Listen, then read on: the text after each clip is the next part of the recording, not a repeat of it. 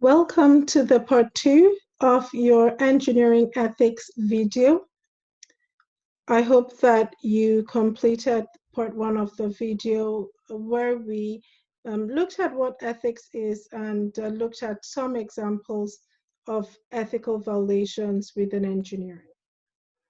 Today, we're going to talk about the Engineering Ethical Code of Conduct as prescribed by the NCES. So I will be sounding quite legalistic, just reading through the excerpts from the NCES Model Rules of Professional Conduct for Engineers.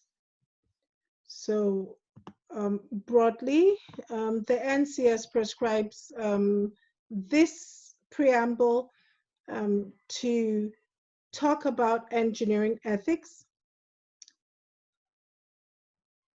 There are three main important points to note when we talk about engineering ethics and actually ethics as a whole, irrespective of any of the professions.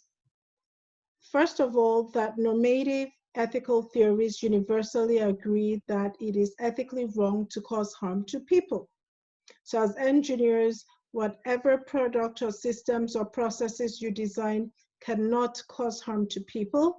You need to ensure that they are safe and of high quality to ensure the safety of the public. Secondly, whatever processes, systems, and products that you design as an engineer must promote the public welfare. And if you ever come to knowledge of any product, service, or process that would violate the public welfare or harm the public, you would need to bring that to the notice of the State Engineering Board. And we'll talk about that later in this video. And thirdly, as engineers, we need to maintain a very high standard of integrity and practice amongst engineers. So let's continue looking at the ethical code of conduct. And just wanted to mention that what you'll be seeing in this video are really three obligations that engineers are really called to abide by or to fulfill. But before going into that, just wanted to talk about the fact that your engineering registration of being an engineer is a privilege, not a right, and so we need to take that privilege seriously. Engineering is a noble profession, and as such, we need to ensure that we represent ourselves before public in a truthful and objective manner, and we'll explain this shortly when we look at an engineer's obligation to society and an engineer's obligation to the employer or client. Engineers must also make sure that we compete fairly with others and avoid all conflicts of interest while faithfully serving the legitimate needs and interests of employers and clients.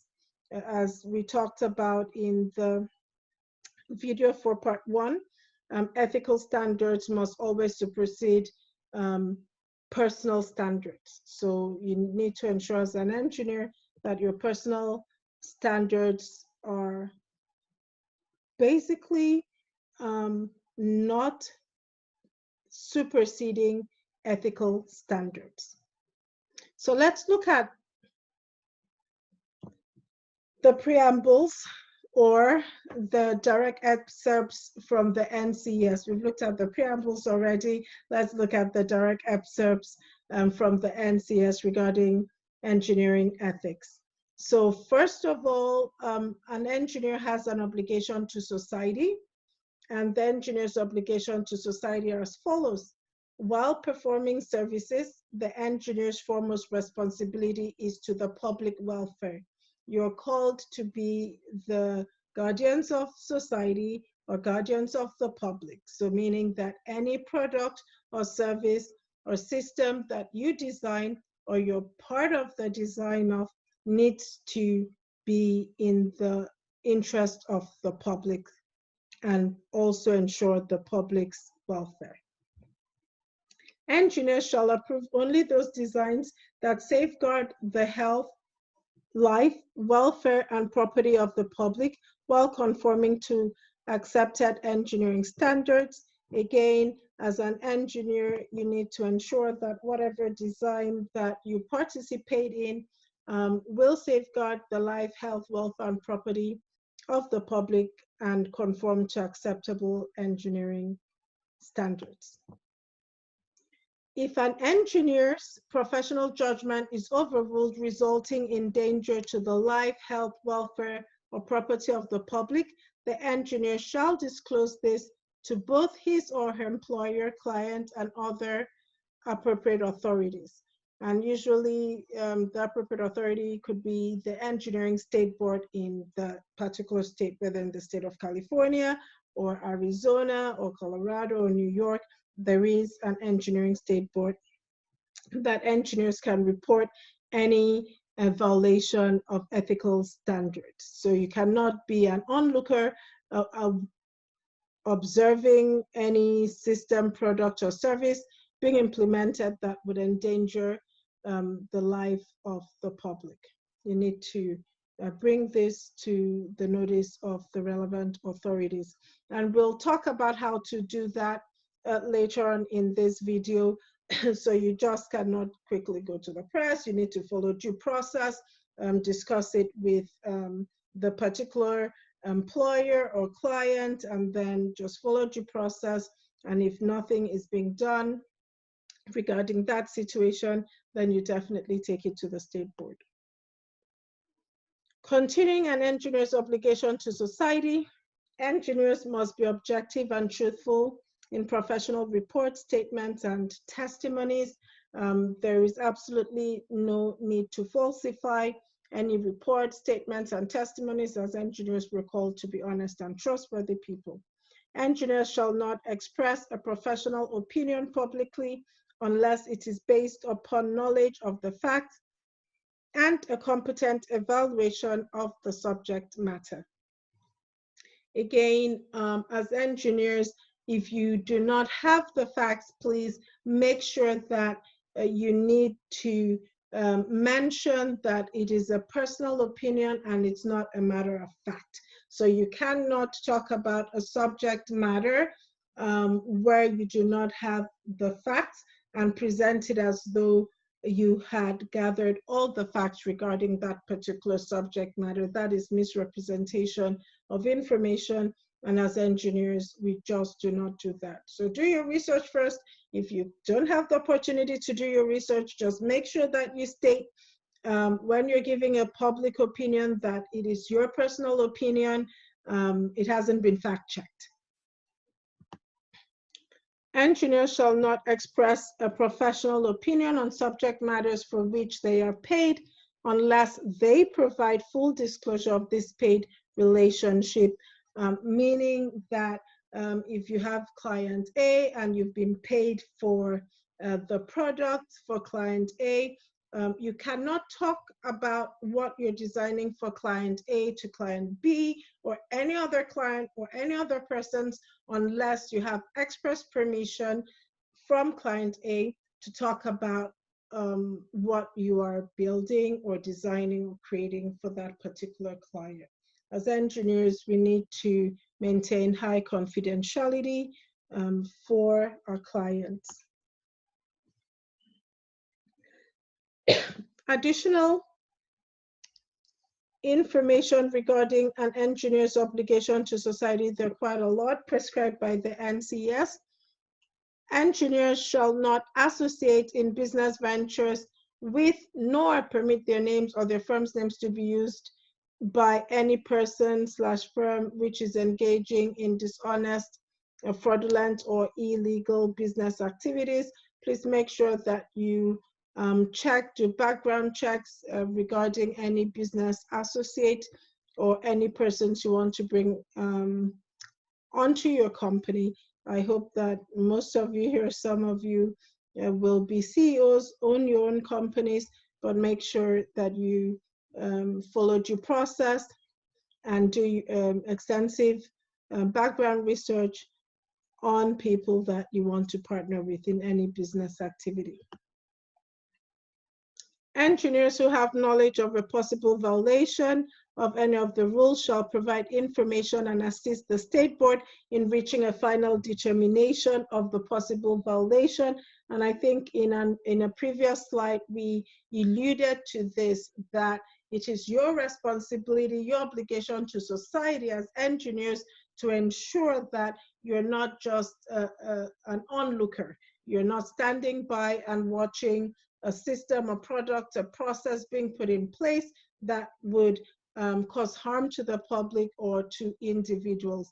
You need to ensure that you bring that to the notice of the state board and you support the particular state board to reaching a final determination of the possible violation. So those are an engineer's obligation to society. Now we're going to talk about an engineer's obligation to employers and clients. So first, engineers shall not undertake technical assignment for which they are not qualified. Engineering is very specialized. For example, I am an electrical electronic engineer, but I have my sub-major, which is telecommunication, and even under telecommunications, I specialized in mobile and satellite comms, and then into cybernetics. As an electrical electronic engineer, I have no business going to commission or design the Bay Bridge, the structure of the Bay Bridge. I am not qualified to undertake the design of the Bay Bridge or a new span of the Bay Bridge. I could undertake the design of the telemetry system on the Bay Bridge because that falls under telecommunications, the wireless sensor networks, which is part of the telemetry system. I could engage in that, but I would definitely have no business undertaking the sort of technical assignment that is meant for a civil engineer while I am an electrical electronics engineer. Engineers shall only approve plans or designs for which they are competent. Again, speaking to the earlier point that you cannot undertake technical assignments that you're not qualified for. It goes even further to say you cannot approve any designs that you are not competent or you do not have those key competencies for. Again, the example of a new span of the Bay Bridge, I am not a civil engineer. I can teach you statics, I can teach dynamics, but I cannot go to commission the new span of the Bay Bridge, the structure of the new span of the Bay Bridge. Just like a civil engineer cannot go and commission the telemetry system of the Bay Bridge unless they have that particular sub-major competency, then they could go ahead and do that. But apart from that, they can't. Engineers shall only approve, okay, we've talked about that already. Engineers may coordinate an entire project provided that each design component is signed by the engineer responsible for that design component. I had a friend get into trouble because of this. She had a team member that had to go on annual leave, and this team member did not sign her design portion or her design component. And then the clients now moved the deadline forward and said, hey, they wanted the designs in 2 days' time. So my friend was the project manager, she was an engineer, chemical engineer, and she went ahead and signed on behalf of her colleague. Yes, though she was the project manager, but she had no business signing that particular design component. It was not hers to sign. She could have informed the client that this particular engineer was away on annual leave and would sign when she comes back, and then just send the design to the client without signing. Well, it turns out there was a flaw on that design, and yeah, it wasn't a very good situation for my engineer friend. She's lucky, she's a good engineer, and she kind of helped work with her managers to resolve the situation, and learned her lesson after that. So please never sign any design that you did not create.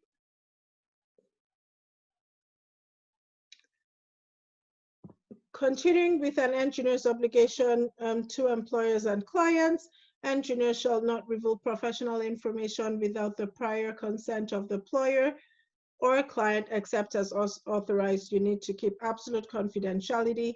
You cannot disclose information on a product you're designing to anyone unless the employer gives you express permission or authority. You cannot disclose it to your spouse, to your kids, to your pets, to your plant, unless your client or employer gives you that express authority or permission.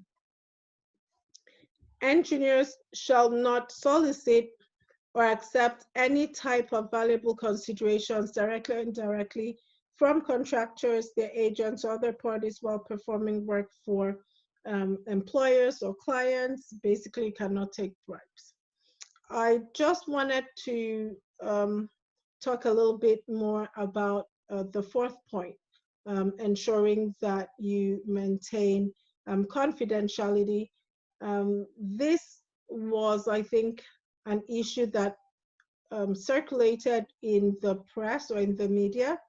Can't remember which year, but some of you might remember an engineer from Google moved over to Uber, working for autonomous vehicle for Google, then moved to Uber, and somehow disclosed some information on the autonomous vehicle for Uber. And so that got that engineer into trouble.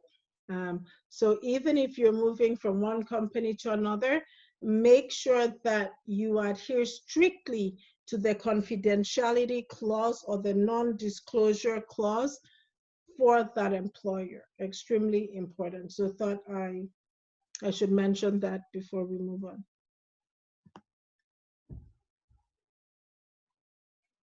Wrapping up an engineer's obligation to employers and clients, engineers shall not disclose to the employers or engineers shall disclose to the employers and clients potential conflicts of interest. So if you've got a personal conflict of interest, you need to ensure that you disclose that to your employer.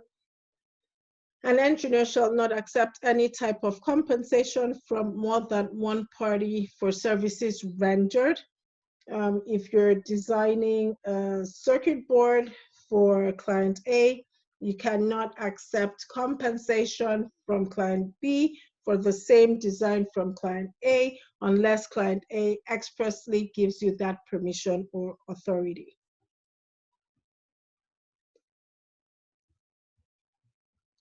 To avoid conflicts of interest, engineers shall not solicit / accept a professional contract from a government body on which a principal or officer of his or her firm serves as a member.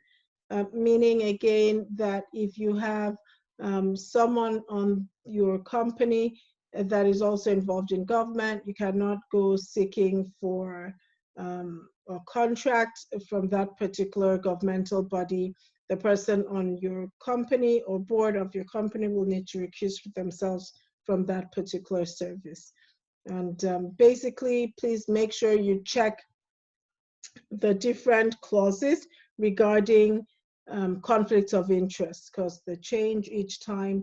So, and they're very dependent on different governmental establishments, states, etc. So make sure that you check that before undertaking any government contract or even bidding for it, to ensure that you are in the clear. So finally, an engineer's obligation to other engineers. So we've looked at an engineer's obligation to society, quite a lot of obligations there. Then an engineer's obligation to employers and clients. And now finally, we wrap up with an engineer's obligation to other engineers.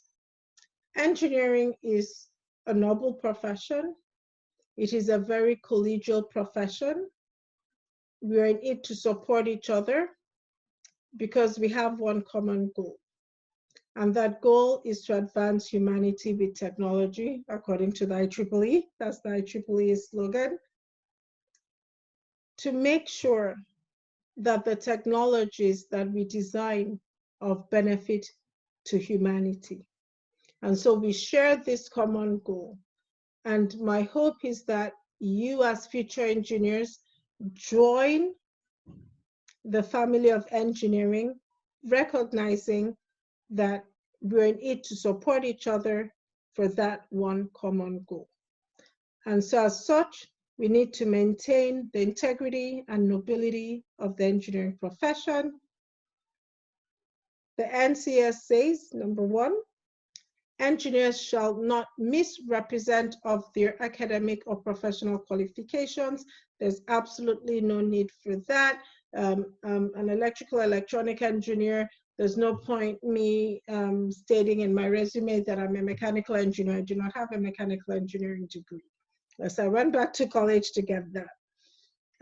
You're a computer engineer, you're a computer engineer. No need to go falsify that you're a civil engineer. And this happens, believe it or not, in industry, but hopefully it will not happen in your time, because there's no need for that. The world needs engineers. There's plenty of opportunities for you as engineers. Secondly, engineers shall not directly give, solicit, or receive any gift or commission in order to obtain work, and shall not make any political contribution with the intent of influencing the award of a government contract. Basically, do not give bribes, do not accept bribes. Engineers shall not attempt to injure the professional reputations or employment of other engineers.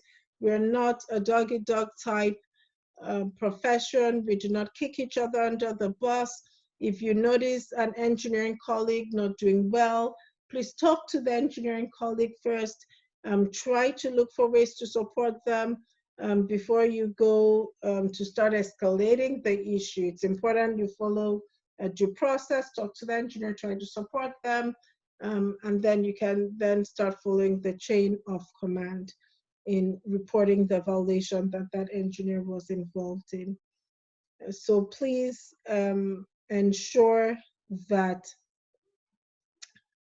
we continue to share knowledge with each other. Engineering or the tech industry and STEM industry is pretty much one of the only fields where there is open access to all.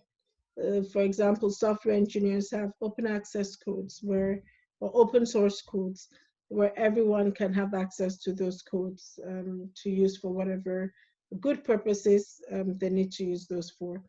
So please continue to support your fellow engineers, continue to partner together. Engineers believe in collaborations. As we collaborate together, we go further together. And so I hope that whenever you're faced with a decision on what to do, you will always choose the ethical way. You will always choose ethical standards. You'll always choose to put the public first.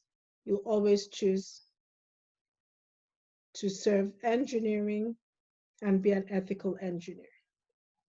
Thank you for listening to the video, watching the video.